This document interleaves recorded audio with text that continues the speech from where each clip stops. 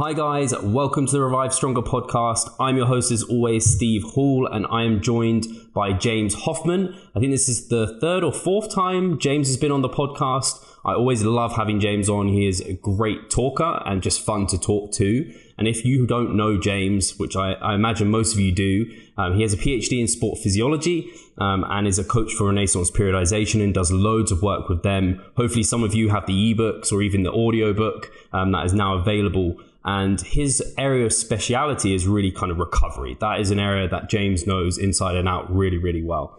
And in London on the 11th and 12th of May, if you do not know, we do have James Hoffmann, Mike Israetel, and Gabriel Fondero coming over and presenting. So we're really excited about that. And so if you want to pick up tickets or anything, this is going to be a nice teaser for it. But if you do want to come, then please purchase your tickets. They'll be in the description box below. It'll be amazing to see you. I know James will love to see you there as well. And yeah, how are you doing, James? I'm good, brother. Thanks for having me. And I'm super excited to come out and hang out with you guys again. It's always great to be on your show and see you in real life too. So it's going to be really fun. Yeah, it's been too long. Like, I can't believe it's been a while. Yeah, the number of years. But the first time, I've said it before, just the first time when you and Mike came over, I was like, this just has to happen more often, because I don't think I'd ever really heard you guys properly present at that time. And I know even the people that were at that first seminar, they were blown away. I was blown away. Like, a lot of it was new information as well that hadn't been spread out, whereas now it's prolific now, which is great. That's true. Now that I think about it, that was so long ago. We hadn't even put out like a lot of the volume landmark stuff. That was, man, you're right. That was a while ago. Jeez, it was all new. That's kind of cool. Yeah, all the long-term like periodization, and it was like, as soon as I was hearing all that, I was like, I was probably one of the first people to like implement it heavily with my clients and things. And ever since then, I've been hooked, because I mean, the results and the stuff you talk about are so powerful. So every time you guys come as well, so the listeners are aware, it's new information. It's not stuff that kind of, it's the same lecture every single place that they go to. It's not just stuff that you'll read in textbooks, and being able to be in the audience and ask questions is really cool. So I think people appreciate that.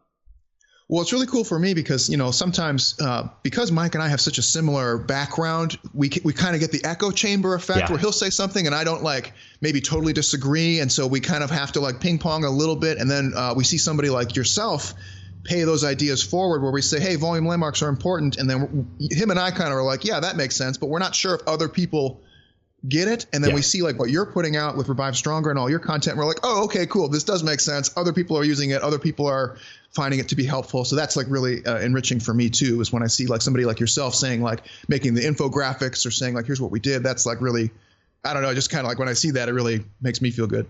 Well, like it's incredibly powerful. I think I was just watching a podcast. I think it's Iron Culture. It's Omar Isuf and Eric Helms have started running it. And Mike was on there with John Meadows, and John Meadows, like, he's aware of the volume landmarks now. And I mean, he, for all I know, he's implementing that sort of kind of idea methodology with his clients. So if you're reaching me, you're reaching people like that. It's crazy. It's crazy. Yeah. It is crazy. It's funny when I see people who I don't even know, like maybe I'm friends on Instagram for whatever reason, and they'll say like volume landmark something.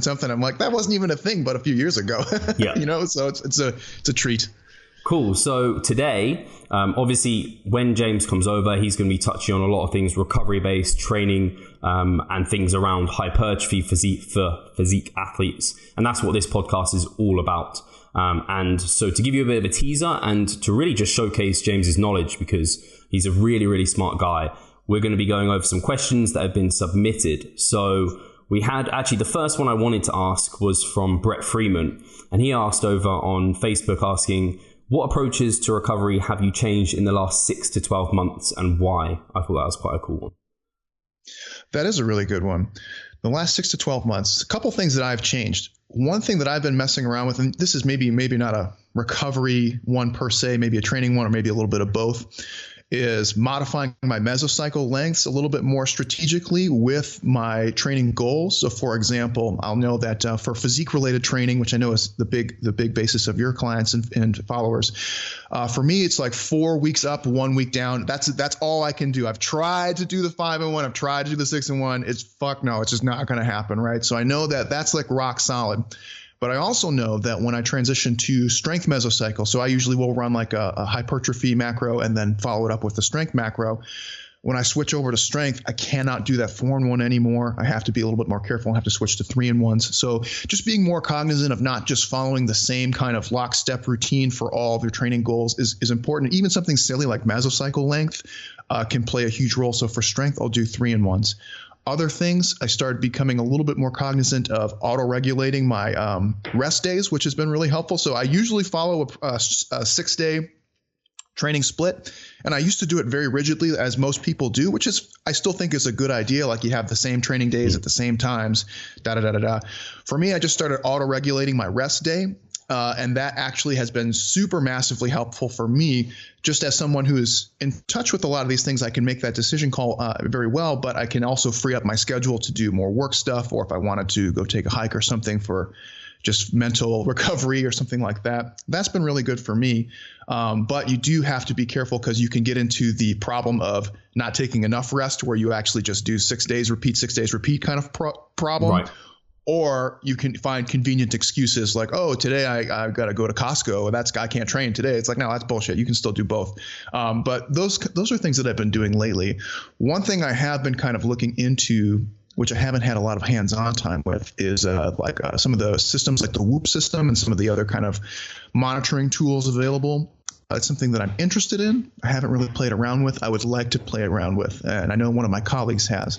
But that's kind of where I've been at lately. Those are some of the big changes. No, I think that's really cool. And the Whoop system, I remember actually, I think you brought it up in a RP Plus video, and I was like, I don't know, I've never heard of this thing. I think it might be an American thing or something. So I was like looking it up. But these kind of athlete monitoring tools are really cool. And actually a question came up asking about kind of the efficacy of like heart rate variability, and whether or not for a physique athlete, that's something that maybe you would advise monitoring, or what are the kind of the positives and the negative aspects of that tool? Yeah. So heart rate variability actually is very, very valid in terms of, does it measure what it seeks to measure? And the answer is yes. So it does a good job in that regard. The problem that we run into is, can you use it as an effective monitoring tool for physique athletes? The answer is maybe, maybe not. So with heart rate variability, what you get is a very valid marker of something's not going quite right. You might be showing signs of overreaching, or you might already be there. The problem is that by the time you are able to definitively say, my heart rate variability is not in the spot where it's supposed to be, it's too late. Right. And now you have to take more powerful fatigue management strategies, rather than so for example, if you had really, really bad nutrition the day before, like a really hard training session, and I did not eat my calories or my carbs, that next day is going to be bad unless you do something. Right. And so you can preemptively say okay, my calories are off. Maybe I'm going to eat a little bit more. Maybe I'll push that one day back so I can eat more and have a better training day. That's something you can do. With heart rate variability, you can't just do something like eat more carbs or push the day back or have a light day. You have to move into something like deload or a low volume training phase or something like that, because by the time you get that measurement and you say definitively that's off, it's too late. You're probably already overreaching, or at least very, very close to it. So it's a good measurement for physique athletes. I don't think it's going to be a staple, whereas for team sport athletes, it might be more useful, because it might be more useful for things like when you don't want to see big drops in power, speed, explosiveness, right? So if heart rate variability is something that you're measuring, that can be a bolstering piece of data that says, okay, I had a bad training day. My athlete is reporting to me that they're not feeling great, or they're anxious, or they're stressed, or something like that. And now I have a physiological measurement showing that something's off. Right now I got 1, 2, 3. I got a performance psych and a phys measure. That might be good for a team sports athlete. For physique athletes, I think performance and perceptive measures are probably going to be your go-to, whereas heart rate variability won't be a primary measurement. It'll probably be a supplemental, maybe a bolstering. So that would be if you have a physique athlete and they're kind of they had a couple kind of shitty training days in a row, they weren't able to get the reps they were supposed to get, or they had to drop the weight a whole bunch to get the reps. You're kind of I'm not really sure how this is going. That's a pretty strong sign that something's wrong. If you had a heart rate variability with that, where you say, oh, their heart rate variability is fucked up, now you have increasing evidence to say, okay, they're not where they're supposed to be. But as a standalone, I probably wouldn't use it for physique people too much. Okay. And that's why something like the Whoop might be useful for physique athletes, because it measures things like your work output, your sleep, and your heart rate variability. And then that gives you a couple things to work with rather than just one. Okay, cool. Yeah, and I guess heart rate variability, you'd need to have like a chest strap and kind of maybe a Garmin watch or something along those lines to try and get a good marker. I guess you could try and kind of measure it yourself, but kind of utilizing those tools would be easier. So things like performance, motivation to train, number of hours slept, and kind of just generally how you feeling are probably easier for most people to track. Absolutely. And they're also more powerful for the most part in terms of their actual implications, right? So for what you do. One thing that, and this is something I've heard from people that I've been working with, like Jake and a couple other guys, when you use those things like the heart rate monitor on the wrist or even the Whoop system, you have to be locked into that thing. It has to be on you. It has to be firm, like firmly on you, not just loosey-goosey like a watch, right? It's got to be on there. And some people have to duct tape them on. Wow. That's one of the downsides of that device, is that like to actually use it properly, it really has to be secure on your body. And I think they make some different sites. I don't know if they have a chest strap, but I think they have like other places you can put it on. But I do know that's a big limitation, is like that thing's on you all the time. And if it's loose or if it moves around, it can mess it up. Cool. No, perfect. We got a load of questions actually surrounding sleep. So I thought I'd kind of bunch these all into like a row. And obviously you mentioned sleep already, and we know, I mean, it's becoming more and more obvious why sleep's so important. So the first one I have for you is from Ghostman824 from Instagram. Okay. Actually a client of mine. So his name's Andrew. So okay.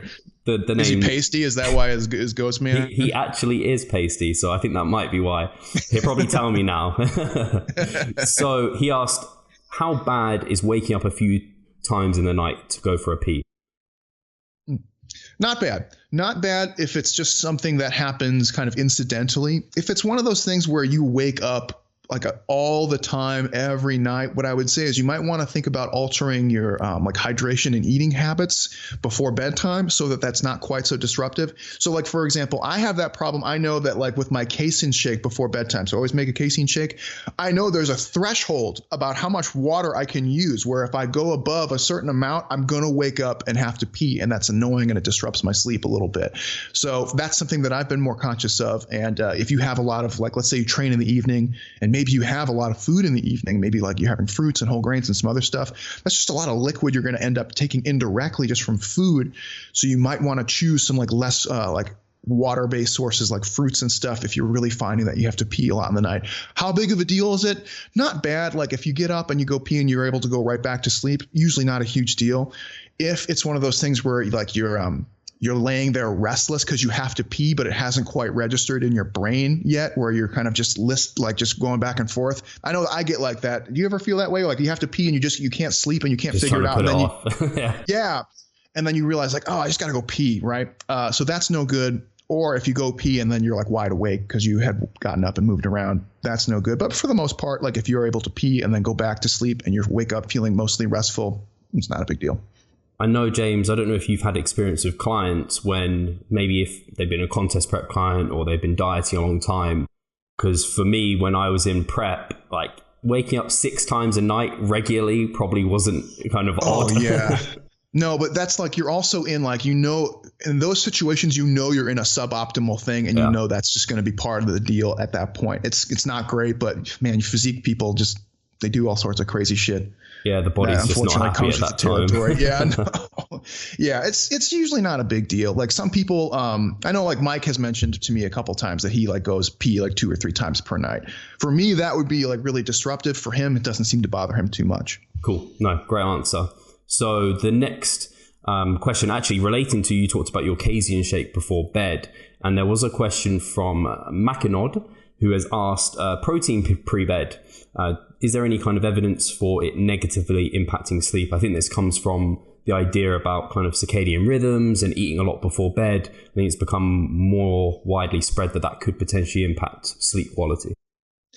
So protein specifically, not to my knowledge. They have looked at just like food in general, like so eating like right before bed in general, regardless of what sources of food. And then one that they have looked at, which is kind of wishy-washy, is sugar specifically. And I'm not like super convinced on the sugar stuff, but there is like some body of literature that says like taking a huge bolus of carbohydrates before bed may impede sleep, and it could be related to blood glucose regulation, something like that. I'm not super sold on that. I don't think it's quite fleshed out.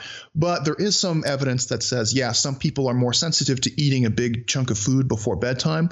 And that's something that you can play around with as part of individualizing your plan. So for me, for example, that doesn't bother me. I can eat the house and go right to bed. Other people, right, if they have to maybe push their bedtime meal back a little bit, instead of right before bed, maybe an hour before bed. Some people maybe even 2 hours before bed, just because all that food does have a tendency to keep them more awake for whatever reason. Now, in terms of protein, there's nothing really that I have seen that seems to indicate that the protein source is a big deal. It does seem that if anything, like having really, really sugary stuff may impede your ability to fall asleep, but I'm not totally sure about that. So what I would say is trial and error it a little bit for yourself. Like if you can do a casein shake and some fats, no big deal. Like an hour before bed, you can try and push it back a little bit. See if you can do it like right before bed. And if you find that you lay down and you don't fall asleep for like 30, 45 minutes, the next time push that meal back about an hour or so and see how that goes, and just trial and error it until you find that sweet spot where you can lay down, fall asleep within about 15, 20 minutes or so, and then you're out. Cool. Yeah, that makes complete sense. And something you talked about there is individualization, which is obviously massive for everyone. And someone has actually asked kind of, I guess, a bit of an individualization type of question for their sleep. And that was from Tanya. And she was basically saying, have you ever encountered an athlete or a client where they just seem to not need that much sleep, where they wake up and feel better when they have less sleep rather than more? She was kind of like, I feel like now and then I do that and I feel great, but I'm worried to keep doing it because it might not be a good idea. Yeah, I have a very politically incorrect answer for that. A lot of people think they can do a lot of bullshit, right? So yes, the answer is yes. I have had people report that, but the reality is that it's like a weird ego thing. They are mostly lying to themselves. So there is a genetic condition, which is very, very rare, where people can get basically the same normal restful effects of sleep with very little sleep, like 3 to 5 hours, right? But this is a very, very tiny percentage of the population. Most of us will start to see negative effects of not getting enough sleep if you don't get about 7 hours or so, most people on average. So we usually recommend 6 to 8. 6 is like a very consistent threshold in the literature where they say like 6 hours or less and you will start to have sleep deprivating effects. Somewhere around 7 is where a lot of people will kind of start reporting that. And what you get a lot of the times is people who will say like, oh, I can get by on like 6 hours or 5 hours of sleep. That just means like you're used to being sleep deprived all the time. That means you could be better, right? It's if there's actually a really awesome Joe Rogan podcast episode where he has a sleep guy come in. Is it Matthew Walker? Yes. Yeah. And he had this exact same conversation where he was basically saying like, that's mostly bullshit. And what we find is like, yeah, you might have like a day or two where you maybe only got 5 or 6 hours of sleep and you woke up and you were fine. The point being is don't do that all the time. Like you can get by on a day or two of suboptimal sleep conditions and it won't really have a tangible effect. The problem is when you start living that chronic lifestyle of undersleep, sleep deprivation, it will start to rack up. And what you will find is that your ability to lose fat and lose weight will go down. Your ability to gain muscle will go down. Your performance will go down. Your MRVs for everything will go down. It's just like a shitstorm of bad things. So for the most part, we have recommended like 6 to 8 for kind of recreational people, and then like 8 to 10 for more advanced people, which is very congruent with something like Matthew Walker, who will recommend 7 to 9 for most people on average, right? And so we say 6 to 8 because 6 is kind of like the very consistent cutoff for sleep deprivation effects. But somewhere around like, 8-ish hours per night is a very, very consistent number. And of course, there is some individualization there, but not to the point where you can get like 4 to 5 hours of sleep and call that individualization. That's not true, right? For the most part, you should be getting at least 6 to 8, preferably more like 7 to 9 for if you're a sporting type person. And I guess because, the large majority, the entire audience here, I guess, are people who work hard in the gym. And when you demand more from your body, you therefore need more recovery, which is why you're saying kind of more advanced people need more sleep, more than likely. Yeah, and it's really just a matter of their recovery time courses are longer because they inflict an incredible, they have just inflict more trauma on themselves than a recreational user or a newbie, right? If you can squat, 150 kilos for sets of 10, that's just going to take a lot out of you. And it's just going to take a little longer to recover from. And you might need more of that regenerative, restorative sleep ability just to get through that next couple days. So, and that's fine. There's nothing wrong with being a noob. But what we do find is that people who are more trained generally cause more fatigue, and that fatigue needs more advanced strategies to dissipate.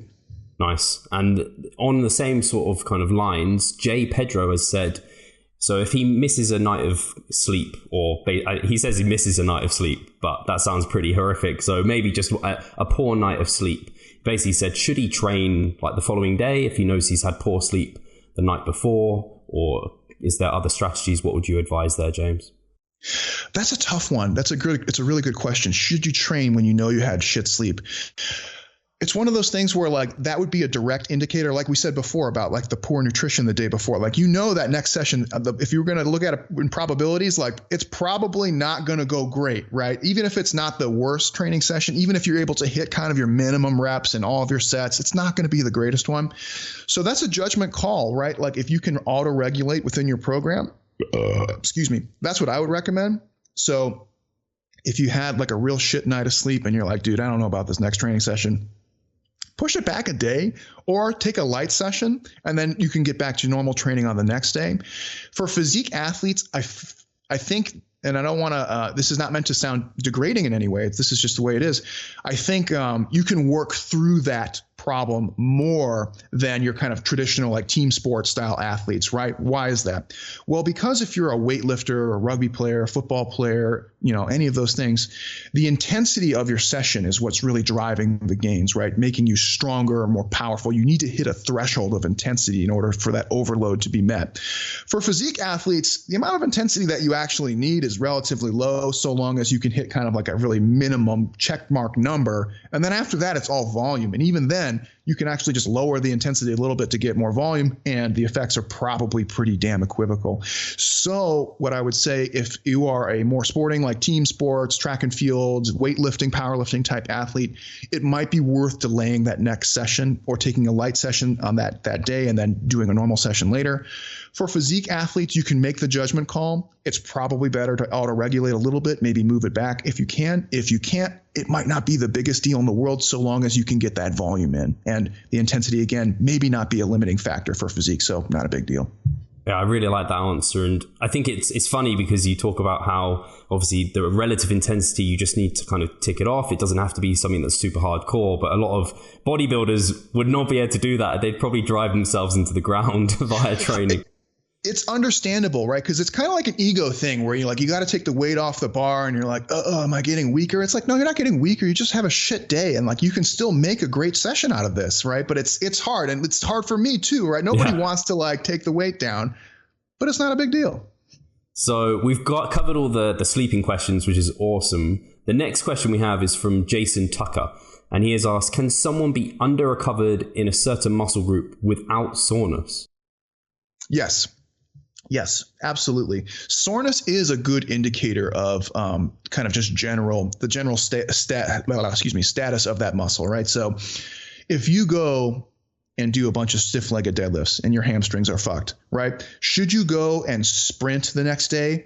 Probably not, right? That soreness is there to tell you like, man, you fucked those hamstrings really, really, really bad. You probably shouldn't do anything. Okay, pretty cool. Does that necessarily mean that a lack of soreness means a lack of trauma or a lack of, recovery needs? No, that does not necessarily mean that. So essentially what we have is a situation where you might be cutting, for example, where your soreness just goes down a lot as a result of not eating very much. And this is something that I'm sure most of you and your clients can relate to. When you get to like the second or third meso of cut and you get kind of depleted, you just don't really get that sore anymore. You kind of just feel blah, right? But you have still inflicted quite a bit of damage on the muscle tissue, on the connective tissue, and on the innervating nervous system components of whatever muscles that you trained, right? And those still have a recovery time course. And in fact, those recovery time courses might have actually lengthened as a result of the suboptimal nutrition situation, right? Where it's just going to take longer because you're not putting as much stuff back in the body. So Soreness is not an end-all be-all. You should be very cognizant. If you have trained a muscle within the last 24 to 48 hours, it is very likely still recovering even without soreness. And if you go and try and do a really, really hard overloading session, or like let's say you blasted your biceps or something really, really crazy, right? You did like 10 sets of 10 to 15. They should be fucked up, like by all accounts, right? You're like, this should have really messed me up. But they're not sore for some reason, right? You might get a little elbow achy, you might get a little forearm achy, something like that, but you don't really have any pain. Should you go like rock climbing with your friends the next day? No, that's probably a bad idea, even if you're not sore, because that muscle is still fucked up. And if you go and do a bunch of rock climbing, it's going to be putting more strain on that. It's going to be putting you at an adverse risk of injury, stuff like that. So one thing that we like to remind people is it's not just the muscle, right? It's also the connective tissue. It's also the nervous system that we have to consider in the recovery time course. The muscle is just usually one of the first things to go when we're overreaching, and that's what we think about more often than not. But sometimes things like your joints can take a huge beating. And if you don't give it that time off, it's not going to recover. And so the muscle would be like a false positive or a false negative in that case. So you might be like, my biceps don't hurt. I can go ahead and train. Well, really, your elbow joint hasn't recovered yet, whether it's on the, the triceps or the biceps areas. And you go and train and you're going to keep fucking it up. So soreness is a good indirect indicator, but it's not an end all be all. And you should always be cognizant. If you have trained something within 24 to 48 hours, it's probably still recovering. I know for me with something like calves, very rarely do they ever get sore, but I will end up, like you said, I'll get like, I don't know, my feet will end up hurting, or just behind my knee, like the tendons behind there will end up aching a bit. And it's just, there's some muscles that just, they don't get that same, they're just not very like they just don't get that soreness like other muscles do. Yeah, and Mike's really good about talking about this. You shouldn't necessarily be chasing soreness as a goal either. I mean, it's like it's a good feeling. Like it helps you, remind you that you did something good, and it's a satisfying feeling for those of you who train. But at the same time, like you can still get a great stimulus, and you can still get great growth or strength gains without being sore all the time. And in fact, being sore all the time might on the net be a negative thing, right? Because you're actually just chronically under recovered at that point. Brilliant. The next question is from JB038, and they have asked, is there anything that can be done for connective tissue recovery? So we're kind of talking about that. And they said, any supplements that you can take as well. So the best thing you can do for connective tissue recovery is two things. One, rest. Two, using lighter loads in training. So your connective tissues really take a beating from heavier load, so load on the bar. So I don't mean volume load in terms of doing lots and sets and reps. What we're talking about here is just how heavy is the weight that you're moving around. That's what really puts a big strain on your joints. Now, unfortunately, unlike your muscles, your joints typically don't have a lot of vascularization. So what that means is they don't get a lot of blood flow all day, even when you're training.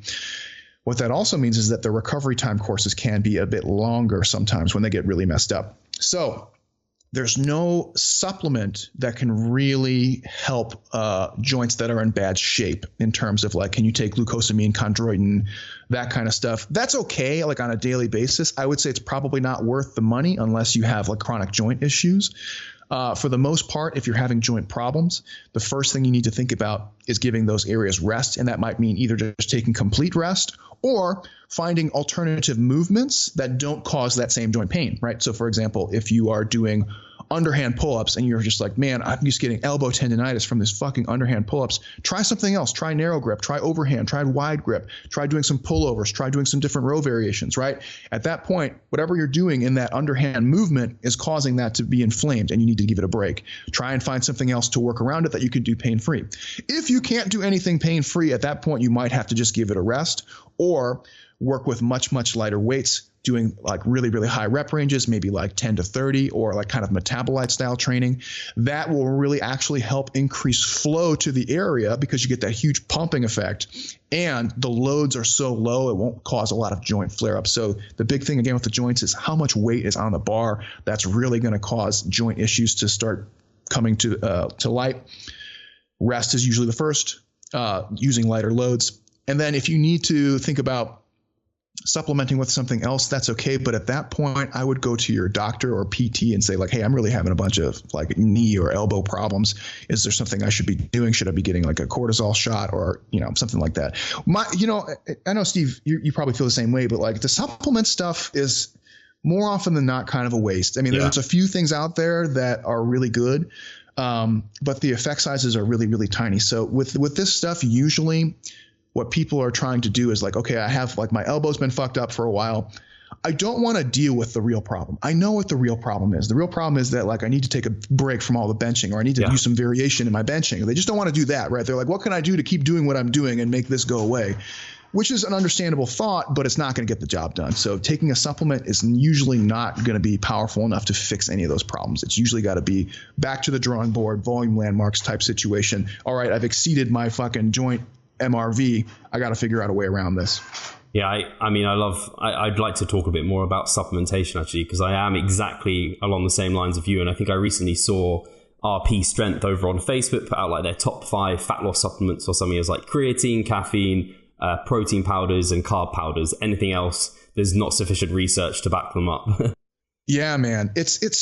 I wish there were more things that were useful, but they're just not. And I used to be I used to call it a suburban drug cartel, where you show up to the gym with a duffel bag full of supplements. You're like, yeah, I got this, fucking this. It's just like it's like Breaking Bad. You just got like a chemistry set in your gym bag. And the problem is that none of that shit does anything. It's a lot of fuss and hassle, and it's a lot of money. You know what I mean? And what we find is that doing the basic stuff right, like getting your volume landmarks, getting your, recovery strategies in, your nutrition, like those are the things that are going to take you all the way. The supplements can help you a teeny bit, but man, I hate seeing people waste money on that stuff. Yeah. I think one of the things that's become more popular, and I know you've spoken a bit about kind of being in that PNS kind of mode and being kind of nice and relaxed, especially like post-workout, try and de-stress. I think people have tried to maximize that as much as possible. And I think there's some supplements with like ashwagandha. I don't know if you've had any experience with ashwagandha, whether or not you think that's anything. I wouldn't even know how to spell it. I think it's very similar to how it sounds. Okay. No, I haven't looked into that at all. I know like what's really big out here, and especially now that I moved to California, is like the cannabinoids and CBD stuff. And people are looking at that and saying like, is there anything there? And somebody just posted a really it's massive on RP. There was like an hour or hour and a half long video on the scientific research on that. And there's not a ton on it right now, and there doesn't seem to be a lot of big performance enhancing effects. What I mean by is direct performance enhancing effects, right? But some things like I think some of the cannabinoids and CBD can help people get into a more relaxed state, which is, whether you're using drugs or not, doesn't really matter. It's kind of the end game is what you want. So that might be useful. And I think more research is going to be coming out on that stuff. It's kind of funny because like here in California, you can just like go to the pot store and like buy a pot if you want. I mean, if you do that. So it's kind of a funny thing. And so it's been becoming increasingly popular idea is like, can I use cannabinoids to help me relax? And the answer is probably yes. But does it have a direct effect like on your physiology in terms of performance? Probably not. Right. Yeah, I think CBD is something Miguel Blacut did like a huge article on our site for. And well, I say huge. There's not actually that much research on it at the moment, so it's hard to say much. And obviously, I don't know if you want to talk a bit about, I don't want to say it's placebo, but I think that can have a huge effect when you do take supplements, like the placebo effect.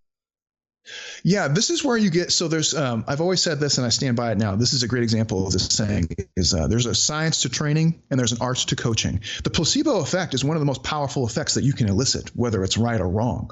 So you have a situation and where you have an athlete and maybe they're taking a bunch of garbage, right? And you see that they're taking a bunch of garbage, but they swear that this garbage is helping them, right? They're like, no, dude, once I got on this fucking garbage, Trenbolol, whatever, 2.0, I'm the man, right? So as a coach, you have an option of saying like, okay, dude, but that's like just total stupid garbage, right? And if you do that, what's going to happen? You are just going to lose rapport with that person because he's already in. He's already all in on this stupid thing. It's stupid. He thinks it's the greatest thing in the world. So you're going to come in and say, dude, that's stupid. Why are you doing that? He's going to be like, whoa. You're just going to lose rapport with that guy. Or you can just let him do his thing and think it's the greatest thing, and let him ride that wave of confidence and efficacy and just let him do his thing. You know what I mean? It's like with people with massage, like they're like, I love massage.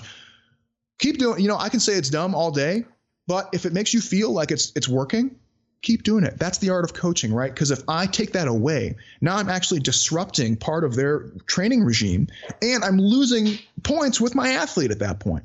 So there's an art there, right, where we can look at the research and we can say, yeah, this supplement, that supplement, this thing, that thing, it's probably no good. But at the same time, like actually interacting with people and getting them to do what you want is a whole nother ball game. The trouble is, James, when you say it's great for them, and then over on your like stories on Instagram, you call it out and say it's rubbish, and then they check in and they're like, dude, you told me I should take this and it's amazing. Like, I never told you that. You just thought I did.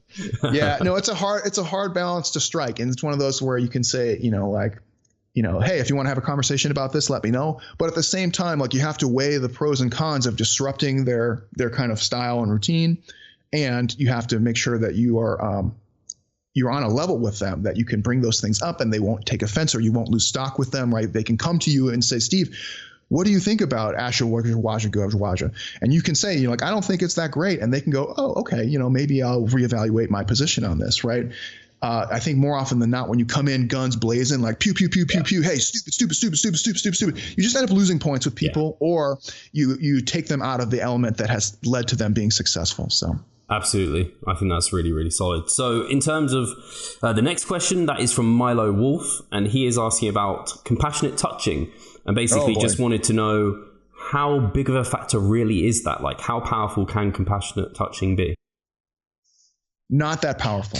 It's one of the ones that I think is definitely worth, if you have that option available, it's definitely worth pursuing. And I think it's something we can all relate to. So I know, like, compassionate touching is a funny one because it sounds all weird and like sexual or weirdness.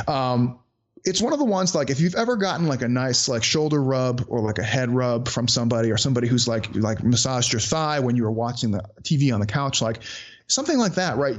Everyone has been there at some point and knows how nice that feels and how relaxed it makes you. It's not going to be a huge, profound thing where we're going to see like your training numbers change and like all your HRVs like normalized, right? And your resting heart rate goes down. It's not like that. It's nothing crazy, right? This is more about generally reinforcing social support. So you have a strong enough rapport with somebody that you can be touching them in a semi-intimate way, right? So you have a social support factor there, and you're helping promote relaxation in many ways. So we're actually seeing like total nervous system activity can go down from compassionate touch, which is kind of neat, which on the net balances towards anabolism rather than catabolism. And you can kind of double up on a bunch of other recovery modalities. Like I said, relaxation, social support. So I don't think it's super powerful. I think it's one that you should pursue if the option's available to you, just keeping in mind that it's not a deal breaker. It's not going to be like a huge thing, but I think it's a nice thing. And if you have like a significant other or a friend that you are intimate with on that level, and I mean intimate not in the sexual sense, just like, if you have a guy friend and you don't mind like giving each other a rub down every now and again or something like that. I know that sounds funny, but it's true. It can be a little bit of a boost to your training program. Absolutely. It's not a huge one, but a boost. I mean, everyone knows it when you kind of like rub a dog's head or rub their belly or whatever, they get a good boost out of it. So we're very similar. I think they get a huge boost out of it. I think if we made the recovery pyramid for dogs, it'd be like compassionate touch was like 2/3 of the pyramid itself. You just wish they could give it back. Then you could you buy a dog as like a supplement. You're like, oh yeah, he's for my compassionate touch. I give him a go and then he gives my head a rub. I wish you could you could package that dopamine response they get from it, right? And like sell it as a supplement. That would be amazing. So just elation. Something we already kind of touched on a little bit actually is from Joseph Hoffmann, who has asked, does training a muscle within 24 hours impede recovery? Yes and no. So each muscle group and the type of work done will have a different recovery time course. So for example, if you train your quadriceps, like you did a hard set of squats, multiple sets, right? Can you train quads the next day? Probably not. Why? Because they got really fucked up and they take a little while. What about something like your medial delt? Well, your medial delt's like the size of maybe your pinky finger. And it's one that like very often can do a hard training session and be actually recovered later that day. And so by the next day, you could actually train again. So what we find is that muscle size, muscle strength, and of course, the amount of volume and or intensity trained on that muscle will largely dictate how long it takes. What we find is that bigger muscles have bigger area and can exert more power and force. They generally take a little bit longer to recover than smaller ones, which just cannot inflict that much damage on themselves. So things like your biceps, deltoids, relatively small muscle groups can have a very, very low recovery time course and can be trained pretty frequently, right? And this is why we joke about like guys who skip leg day and they just do arms all the time. Well, why can they do that? Well, the recovery time course for your biceps is actually pretty small, right? You can actually train biceps for men, 4 times per week pretty consistently. Females, like 4 to 6 times per week pretty easily. Why is that? Well, you can do an overloading session. It just doesn't take that long. Whereas bigger muscles like your pecs, your glutes, quads, things like that, because of the amount of trauma that you can inflict on yourself, because those muscles are so big, and if you're using big compound movements and getting synergy with other muscle groups, you can do a lot of work and a lot of trauma. And it's a lot of area and a lot of materials that needs to get repackaged and put back together. So it just takes a little bit longer. So in some sense, if you trained a muscle group like your hamstrings, for example, within 2 sessions within 24 hours ish, yeah, that's going to impede your recovery from the first session. Absolutely. Whereas something else like your delts or your biceps, as an example, maybe not. You might actually be able to do overloading sessions back to back. Maybe not every day, but pretty close to it, and it's not a big deal. So keep that in mind. So if you have big muscle groups, usually the recovery course is a little bit bigger, moderate, small. That's the general trend. Not always true, but mostly true. Yeah, I think it's something I experimented with my calves recently, talking about those again. I was just like, I'm just going to try training them every single session and they just can. They could just take a beating every session. I think part of it's just your will to do it. Yeah, well, there's nothing worse than having to do like the marathon calf session twice per week. You know what I mean? That is for me was like a soul crushing thing where it's like, all right, you got to do my fucking 20 sets of calves now. God damn it. It's just breaking it up into like 4 sessions is so much easier, just even up here, right? I mean, physically you can do it, and like just having to, I used to call it small off calves because it was just so awful. But yeah, absolutely. Calves is a great example. Something that's kind of jolted something I was thinking about, and actually I've been talking to Pascal about a little bit, in that I think it's become somewhat kind of accepted in the evidence-based community for kind of how much volume can certain muscle groups kind of benefit from and require. In that legs, and I think it was shown with like the Schoenfeld like crazy volume study recently, that legs could benefit from more and then kind of upper body was less, which is counter to both mine and Pascal's experience. And I think it's also counter to the volume recommendations that RP have out in terms of like the quads and the hamstrings are less total hard sets compared to like the chest and the back. And I don't know if you had seen that yourself and had any thoughts on that. I haven't really I didn't do a deep dive into that study. I only looked at it very superficially, so I can't really comment on like a really deep level in terms of study design. But a lot of that depends on, of course, the populations that they use and how those assessments were made. Typically, I think that, yeah, I agree with what you said. That's kind of counterintuitive to what we would typically experience. Usually the lower body, because of the intensity, in this case, your legs tend to be very strong. They get a lot of synergy with like your hips and your lower back. You can use a lot more weight generally than you can with your upper body, and it doesn't really take a lot to get them going. Whereas the upper body they can just take a beating pretty consistently, especially like if you look at like upper back, like lats. How much lat training can you do per week? I mean, I actually had to just give up at one point because I was just doing so many. I was doing like 40 fucking sets. I actually just started doing I increased my frequency at that point. I think I talked about it in RP Plus one week where I was just like, okay, I'm just going to start doing 10 sets 4 days a week and see how that goes. And actually that was a massive improvement, but it's still, I could probably be doing more lats. Can I do that on my legs? Fuck, no way. It's just not going to happen. So I'm not sure. It's one of those weird phenomenon you see in studies. I think it's one of those things. We look at it and we can't take a really hard line and say this is the take home message. I think when we look at that and we say there's probably different volume recommendations across different muscle groups for various reasons. That would be like kind of my take home on that, where we say I don't think we can definitively say what those numbers are. I think we can probably say that they're different.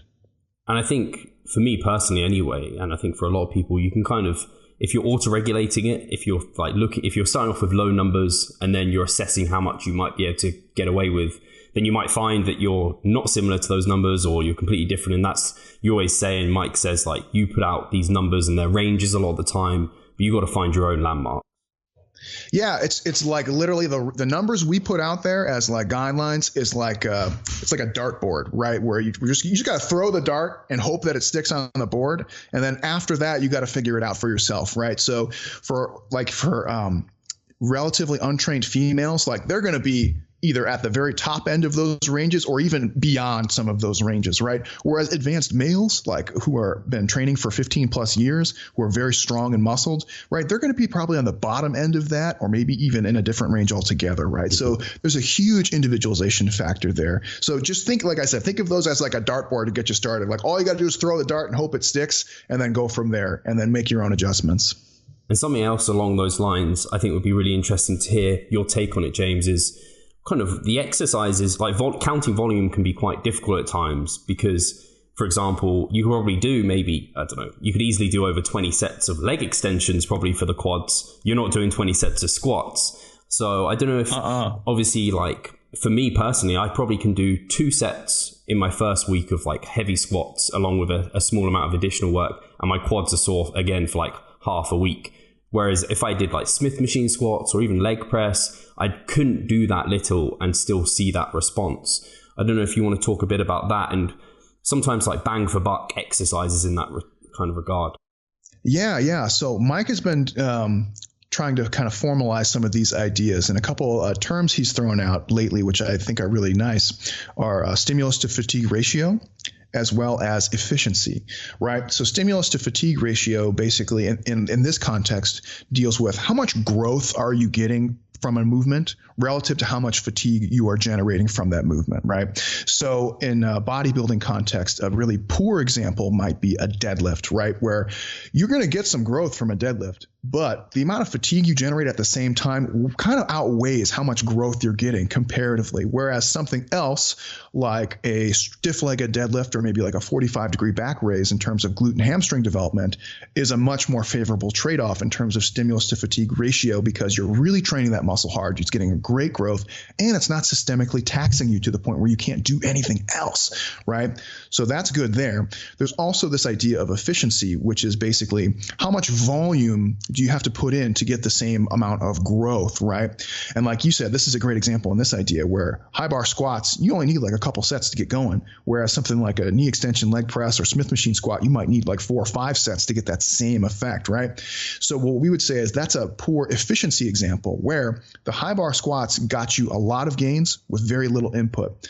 Whereas to get the same input, you would have to add or maybe even multiply the amount of work you did by 2 or 2.5 from a different movement. In that case, it's a poor efficiency in terms of how much energy you have to expend, how much sets and reps you have to do to get the same growth that you got from something else. So on that note, this idea of picking movements that are really, really good for you is really interesting. This is a huge part of individualization. So the example you gave with the knee extensions is a really good one, because I can squat I can do a lot of sets of squats, and I'll get fucked up at some point, but it takes a lot to get me going. Knee extensions, I can do 3 sets of knee extensions, and I can't walk for days, right? Wow. Why is that? I don't know. It's just the way that I'm built. Maybe there's an occlusion effect because I have long legs or something. Who knows? I don't know. But there's definitely an individualization factor there for me where I get a lot out of knee extensions, or a lot of people don't get dick out of knee extensions. They don't get anything, right? So what that means is you essentially have to find movements where doing them doesn't require a huge monumental effort and you get a lot out of it, right? So for example, you might find that like you don't get dick from doing barbell bench press. You don't feel it in your chest. You don't get a pump. You don't feel like you get any growth. Your strength doesn't go up. But for whatever reason, when you do incline dumbbells, your shit just goes through the roof, right?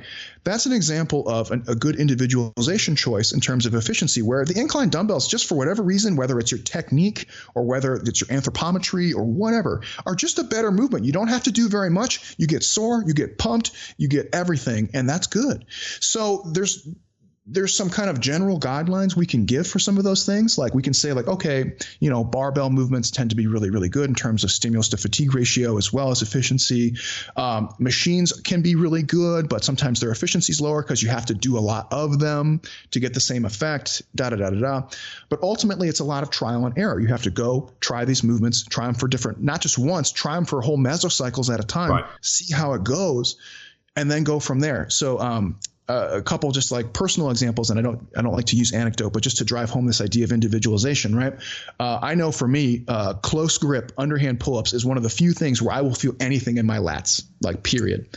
So I know that when I'm really trying to work on my lats, I use close grip underhand variations, whether it's a pull up or a pull down, or even like a neutral close grip kind of thing. Those really work for me.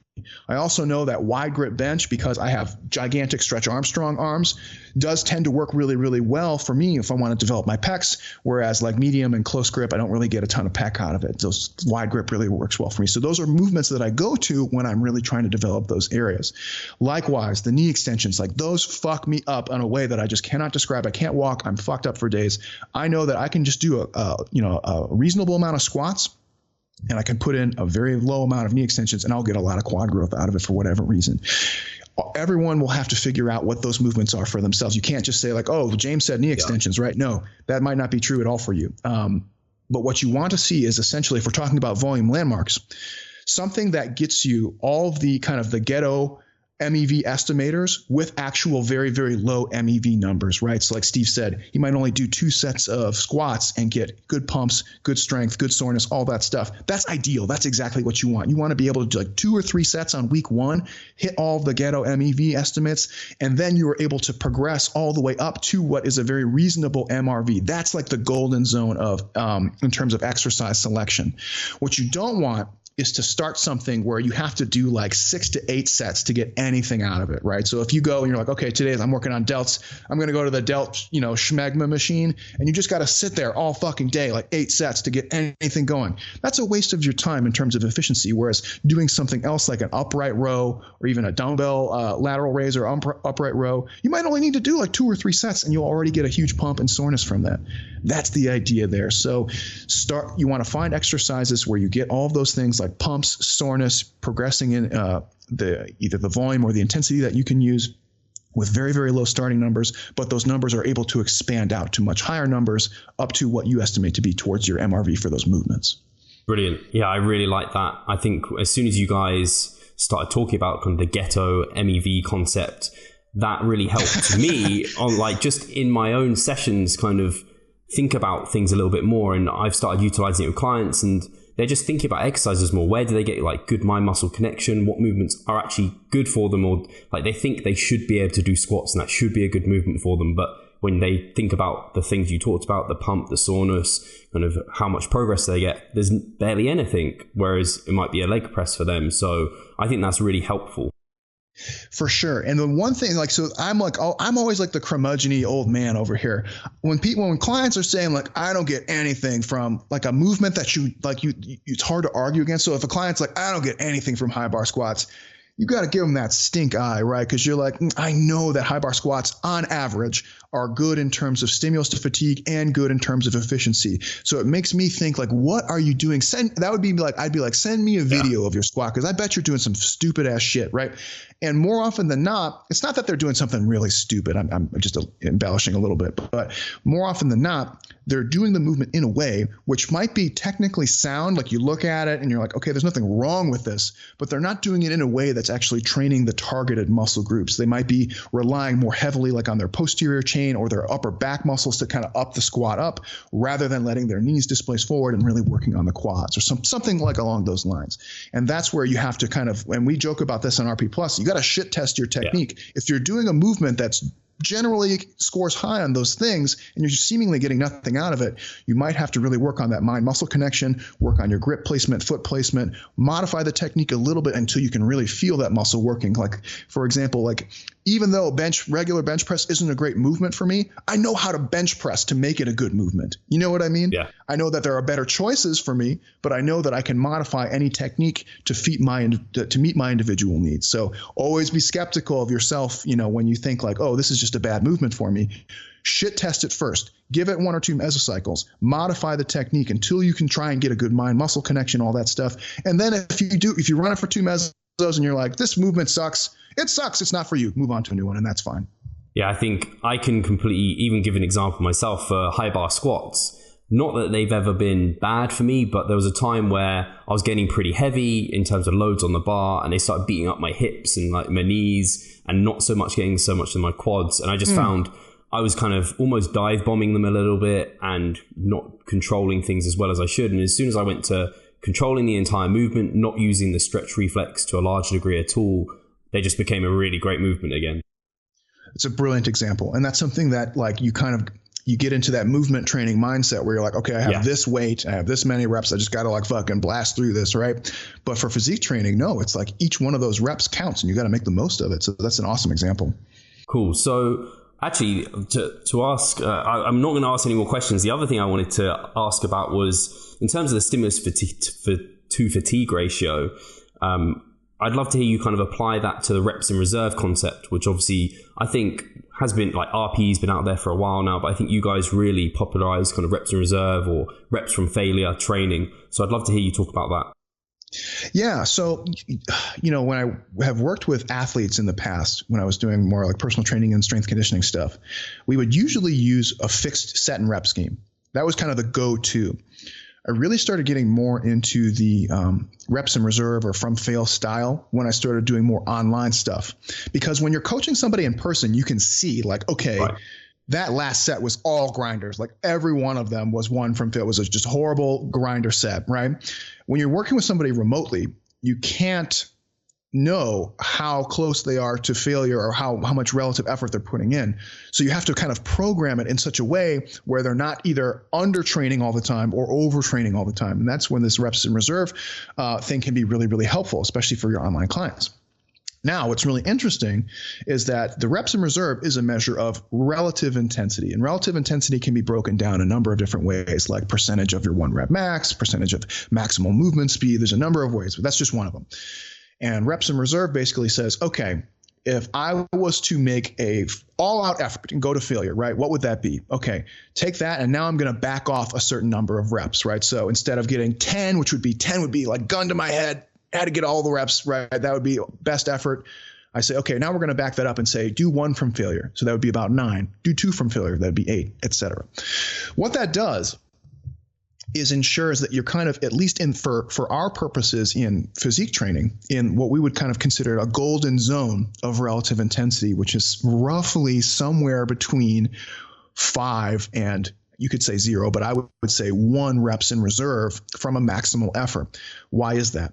Well, what we have found is that less than that, is probably not good enough in terms of either the absolute load on the bar or the relative effort that you have to put into each set to get a lot of gain. So going less than 5 reps in reserve means you're probably just underdoing it quite a bit. You could be training harder without very much penalty, right? On the other hand, training above like 1, if you're at 1 or even at the failure point, what we have is a problem of training too hard, and we can measure that in terms of stimulus to fatigue ratio. So what we find is that there's kind of an asymptotic curve in terms of how much you get out of increasing the relative intensity, right? So from about 4 to close to 1, you get basically an asymptote, a plateauing shape where increasing the relative intensity does increase the amount of gains you get per repetition, but to a point, and somewhere around like 2 or 1, it kind of effectively flattens out in terms of how much you can get from it. Now, unfortunately, that curve is not the same if we take that same idea and say, how much fatigue do we get per rep, right? Unfortunately, it's a very different looking curve where now we actually see an exponential jump twice. We get like kind of a sigmoid shape where we see the first curve somewhere around like 3 to 2 kind of like levels out, and then from like 2 to 0 takes off again. So what that means is, although training with very, very low reps in reserve, so like 1 or 0, is very stimulative in terms of per rep effort, it's also massively fatiguing, way, way, way more so than doing something closer to like 4 to 2, right? So what we find is that in terms of making a good long-term plan, even a good moderate-term plan, training at the failure point or very, very close to it, unfortunately, is a short-term gain at a long-term cost scenario where you're just going to be accumulating fatigue really, really fast. You might be eking out just a little bit more gains per session, which is cool, right? You're really getting as much gains as you possibly can out of it, but you will not be able to sustain that type of training for a very long time without either having to deload all the time, which essentially takes the time away from gains, or having to do bigger, more powerful recovery strategies. So we generally look at stimulus to fatigue ratio in terms of reps in reserve with that golden zone of probably somewhere around 2 seems to be on average a really good spot where you're not hitting that second exponential curve in terms of fatigue per reps, and you're kind of maxing out how much gains per rep you essentially are getting. So it's kind of a funny thing. It's not something that you'll find in like an exercise physiology textbook. It's something that is a lot of, I would call, indirect research, where there's a lot of things kind of pointing in this direction, but there's not like a single study that says like this definitively is this, right? That won't exist. You have to kind of consolidate hundreds of studies that are all kind of pointing towards a central theme, which is like, as you raise the relative intensity, you make more gains, but you also make exponentially more fatigue, right? So because physique training is so dependent on the amount of volume, the amount of work you put in, raising the relative intensity essentially only limits that. It's not a favorable trade-off. Whereas if you were a strength sports athlete, a team sports athlete, maintaining a high intensity, absolute intensity and relative intensity to some degree is necessary in order to get stronger and faster. You cannot get faster without making maximal movement efforts. That's just how it goes, right? Do you need to make maximal efforts for bodybuilding? No, absolutely not. That's the big differentiating factor here, right? You need to put in lots of volume. If you are getting lots of intensity, it's going to limit the amount of volume you can put in by lowering your MRVs, right? Across the board, whether it's systemic or per muscle group or all of those things. So it's just an unfavorable trade-off. We say, okay, yeah, you can really make it hard on yourself and try and inch out more and more gains, but that program will be short-lived. You will not be able to sustain it in the long term. So if you look at long-term gains, you will see a big spike in the beginning, like, and then just plateau off, versus doing a more moderate reps in reserve on average. You'll see kind of more of a wave-like linear over time, which is what we want to see. Yeah, I think in my own experience, when I started using that kind of starting off with higher reps in reserve and moving towards lower ones, it just smoothed progression much more. Whereas I'd be at a 2 or a 1 rep in reserve consistently, and I could train week to week, but often I'd just end up repeating performance and no sessions would feel like everything would be somewhat hard. I'd never have super hard challenging sessions like I do now, or I might get there, but the fatigue would start building up really rapidly. Whereas when I started, and with clients transitioning from the kind of 4 or 3 reps in reserve towards failure over weeks, you get that really nice kind of overload and what might kind of term the easy gains. And then you just have smooth transitions towards really hard training eventually, but it's like horrible. Absolutely. And you know what's fucked up too is like there's obviously physical effects, and that's probably what we're talking about the most, but let's not forget the psychological toll of going 1 or 0 from failure. You know what I mean? You have to get fucking amped up to really truly put in that kind of effort. How many days per week can you do that? I can do it maybe once per month if I'm lucky, like truly, right? To get that pumped up here, to make that kind of effort, because it's pain, it's suffering, it's a lot of energy, it's exhaustion, and then it's a huge recovery. You know, like if you try and do like an AMRAP set for like a deficit deadlift or something, you're going to be fucked for the rest of that day and for days after. You know what I mean? Yeah. So it's like when we're thinking about like, and you know, obviously I'm a little biased towards recovery, but when we're thinking about like training and recovery stuff, you also have to factor in like the psychological fatigue of trying to train that way. It's really hard to get amped up to the gym, to go to the gym and know that you're going to, every single set's going to be at the point of failure or almost at it. It's just tough, hard. Awesome. James, I want to say a massive thank you for this podcast. We're going over a little over an hour. I could keep going talking to James, as you can see. He's just a great guy, knows a lot, and actually explains things in a really nice way that's really easy to understand, which I really appreciate, because there's really smart people out there who can't quite do that, and James is really good at that. So again, to remind you, James and Mike and Gabrielle will be in London on the 11th and 12th of May. At time of recording this, we still have like 1 or 2 VIP tickets. They'll probably be sold out by the time this comes out. But there are still general tickets for the 11th. So it'd be amazing to see as many faces there. And James, if people want to kind of find out more about you or find out kind of anything where you're putting out information or social media things, where should they look? Well, I've been criticized for my social media accounts not being exciting enough, but I'm on Instagram as RP Dr. James. I'm on Facebook just as myself. If you are interested in the things like we were talking about today, you can check Mike and I do a weekly webinar on a program called RP Plus, which is just you get to write in every week. If you have questions, you can just send a message on the forum. We'll pick them out of the forum and answer your questions every week live. Those are the big places you can find me.